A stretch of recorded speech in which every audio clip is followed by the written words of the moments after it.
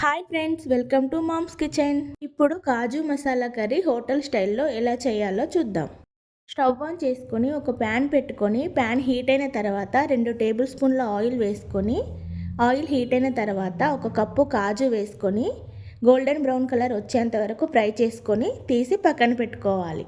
ఇప్పుడు అదే ప్యాన్లో లవంగాలు, ఇలాచీ, దాల్చిన చెక్క వేసుకోవాలి.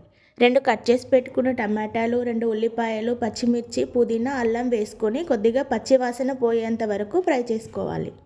ఒక 5 మినిట్స్ ఫ్రై అయిన తర్వాత ఇందులోనే ఒక స్పూన్ ధనియాలు కూడా వేసుకొని కలుపుకొని స్టవ్ ఆఫ్ చేసుకోవాలి. ఇవి ఒక 5 మినిట్స్ చల్లారిన తర్వాత మిక్సర్ జార్లో వేసుకొని మెత్తని పేస్ట్లా చేసుకొని పక్కన పెట్టుకోవాలి. ఇప్పుడు ఇంకొక ప్యాన్ పెట్టుకొని అందులో 2 టేబుల్ స్పూన్ల ఆయిల్ వేసుకొని కొద్దిగా జీలకర్ర, ఒక ఉల్లిపాయ, కొద్దిగా పసుపు వేసుకొని ఫ్రై చేసుకోవాలి. ఇందులోనే ముందుగా రెడీ చేసి పెట్టుకున్న ఆనియన్, టమాటో పేస్ట్ కూడా వేసుకొని ఆయిల్ పైకి వచ్చేంత వరకు ఫ్రై చేసుకోవాలి. ఇప్పుడు ఇందులో ఒక స్పూన్ కారం, టేస్ట్కి సరిపడా సాల్ట్ వేసుకొని కలుపుకోవాలి. ఇప్పుడు ఇందులో కొద్దిగా వాటర్ యాడ్ చేసుకొని కలుపుకొని ఒక 10 మినిట్స్ మూత పెట్టి కుక్ చేసుకోవాలి.